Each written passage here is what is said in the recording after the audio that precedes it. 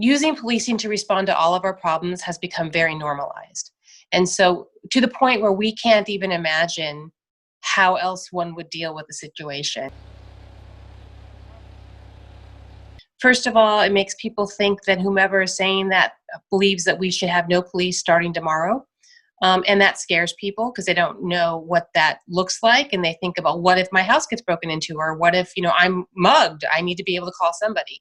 And so they don't understand that it's a call to begin remaking public safety in a very deliberate way, which would require putting something else in its place to keep us safe.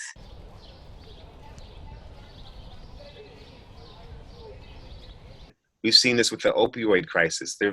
They created non-police-based responses to the opioid crisis because of who was impacted by that. So they found ways to make it a public health issue and not a policing issue.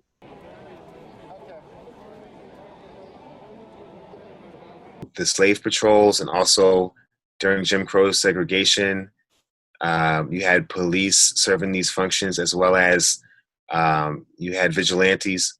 All of these groups throughout history have been part of the same tradition. And when you use the term abolition, you're very clear that these are institutions that you do not want to reform as much as replace with something better.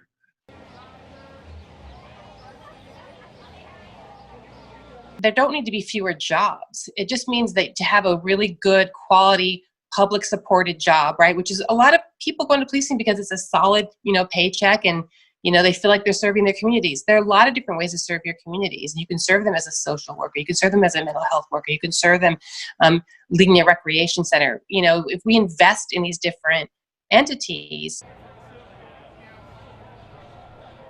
Same thing with segregation. Some people thought, wait, this is our way of life. Isn't it better if we're separate? We've been like this for decades, but we were able to fight against segregation.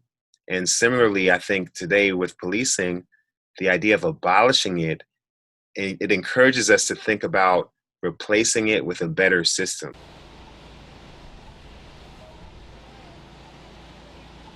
Asking very hard questions about your local, state and local public safety budget. Why are we putting this much money here? Who negotiated this contract with the union anyway?